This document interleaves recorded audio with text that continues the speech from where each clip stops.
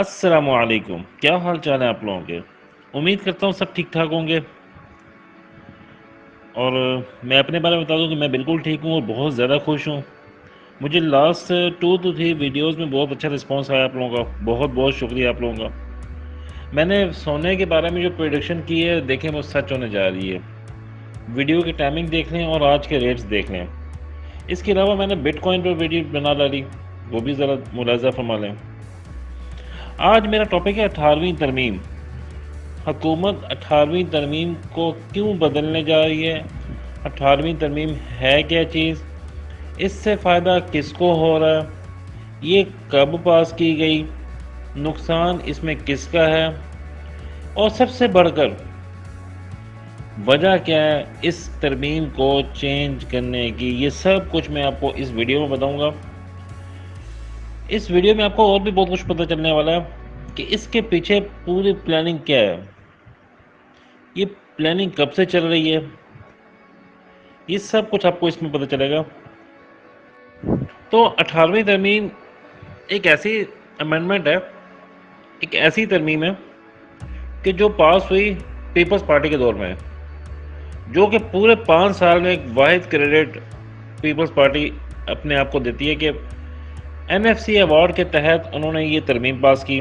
اس ترمیم کی موٹی موٹی باتیں کچھ یوں ہیں کہ صوبوں کو ان کے وسائل دے کر وفاق فری آف کاسٹ ہو جائے گی، کچھ نہیں کرنا اس نے، ٹھیک ہے۔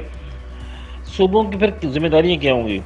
جو 3 4 کام ہیں اس کے علاوہ صوبوں کی ذمہ داری ہوں گی لا اینڈ آرڈر مینٹین کرنا، ہیلتھ کو دیکھنا، ایجوکیشن کو دیکھنا، اور اس کے بعد پھر وفاق کی کیا ذمہ داری رہ جاتی ہیں؟ وفاق کی ذمہ داری ہے ڈیفنس کو دیکھنا، فیڈرل ڈپارٹمنٹ کو دیکھنا، اور فارن پالیسی، اور اس کے ساتھ ساتھ پورے ملک کا بجٹ اناؤنس کرنا، جو کہ ایک ظاہر سی بات ہے ساتھ لگا ہوا۔ مین 3 ذمہ داری ہیں کہ ڈیفنس، فیڈرل ڈپارٹمنٹ اور فارن پالیسی کو لک آفٹر کرنا۔ لیکن آج ہو کیا رہا ہے؟ آج خان صاحب صوبوں کے بجٹ میں بھی جا رہے ہیں اور آج خان صاحب وفاق میں بھی بیٹھے ہوئے ہیں۔ تو سیاست میں ہمیشہ دشمنی کبھی نہیں ہوئی۔ سیاست میں ہوتا ہے تو صرف اختلاف رائے ہوتا ہے، ایک اوپینین میں ڈفرنس ہو سکتا ہے، اس میں کوئی ذاتی جنگ نہیں ہوتی۔ خان صاحب تو ذاتیات پہ سب سیاستدانوں کے ساتھ ہو چکے ہیں، جو کہ کافی مشکلات پیدا کر سکتا ہے ان کے جانے کے بعد۔ ایک بہت اہم سوال آج ہر بندے کے منہ پر ایک ہی بات ہے، پرانی حکومتیں چور تھیں، انہوں نے یہ کر دیا وہ کر دیا، ملک کو لوٹ کے کھا گئے۔ ایک بہت ہی ایماندار بندہ پاکستان کو ملا، ہمیں اس کی ایمانداری پہ کوئی شک نہیں ہے، وہ ایک کریٹو پرسنالٹی ہیں جو کہ ورلڈ وائڈ بہت مشہور ہے، ہمیں اس کی ایمانداری پہ کوئی شک نہیں ہے۔ اگر یہ بھی نہیں تو پھر کون؟ بہت اچھا کوشچن۔ 18ویں ترمیم کو اگر غور سے پڑھا جائے تو اس کے اندر ایک باقاعدہ ایک شک ہے کہ مارشل لا کا رستہ روکتی ہے،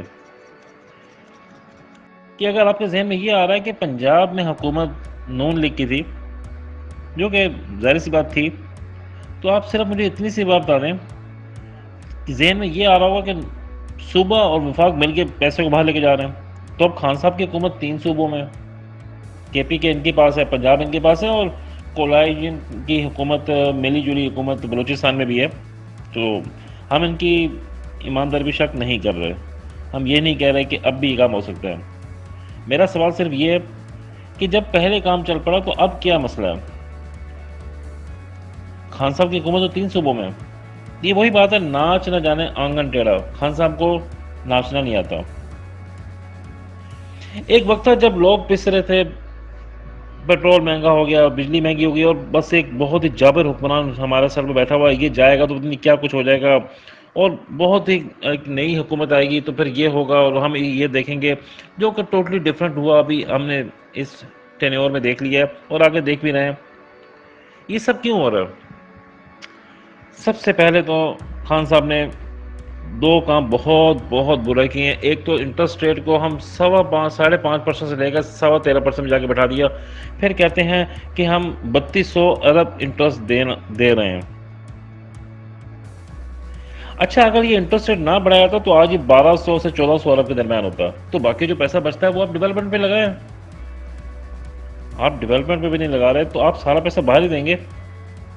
اچھا، آج کیا موٹیو اپنایا جا رہا ہے کہ ایک ایماندار بندہ وزیر اعظم تو ہے، وہ اکیلا کیا کرے، کیونکہ 23 کروڑ عوام چور ہو گئی آج۔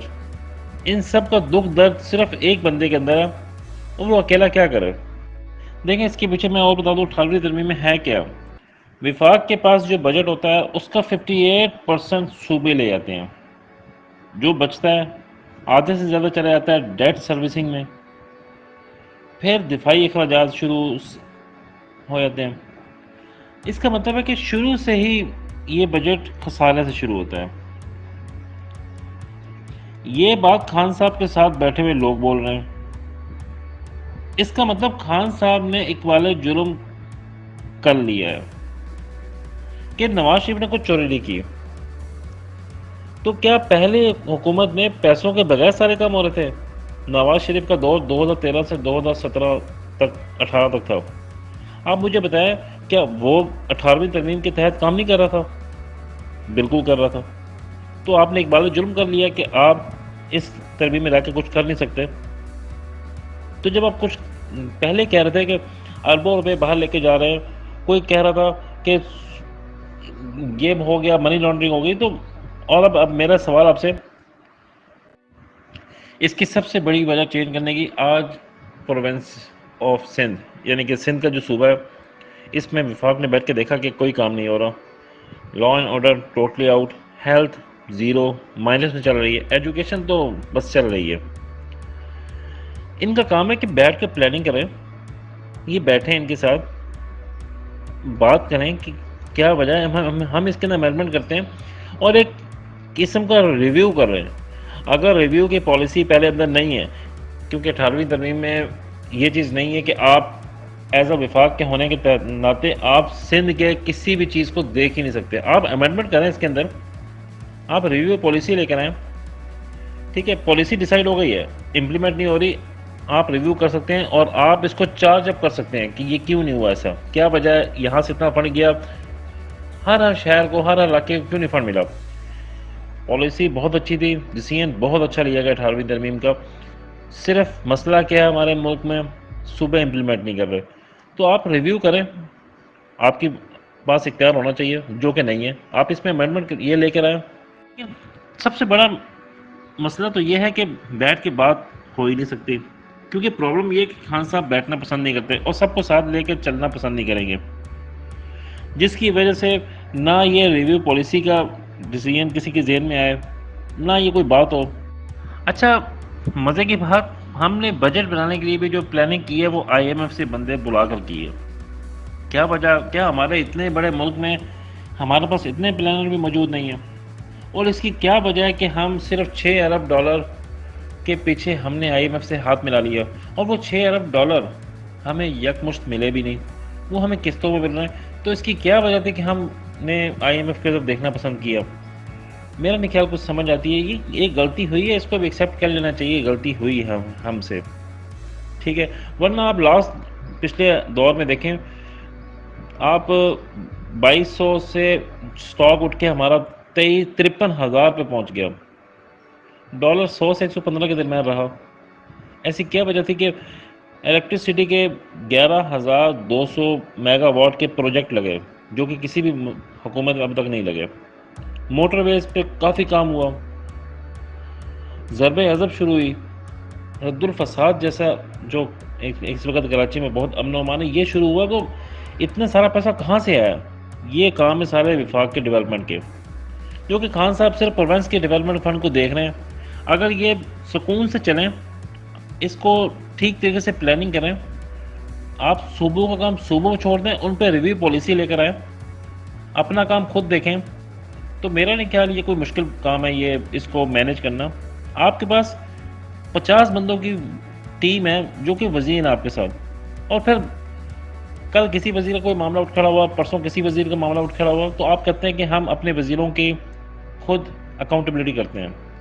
کریں، بالکل کریں، لیکن یہ تعداد کم ہونی چاہیے آپ کی۔ آج آپ کو کوئی بھی کام کرنے کا مشورہ دے، دوسرا اس میں ٹانگڑا جاتا ہے۔ مطلب آپ اپنے ٹیم کو ساتھ لے کے چلنا بھی چاہتے ہیں اور ہر کسی بندے کی بات بھی سننا چاہتے ہیں، ظاہر سی بات ہے جتنے دماغ ہوں گے اتنے ہی سوالات ہوں گے اور اتنے ہی مشورے ہوں گے. ان سب چیزوں کے ساتھ میں آپ سے اجازت چاہوں گا. کوئی بات آپ کو لگی ہو کہ جس پر آپ کا کوشچن بنتا ہے نیچے ضرور کمنٹ کر کے مجھ سے پوچھیں. اسی کے ساتھ ہی اللہ حافظ.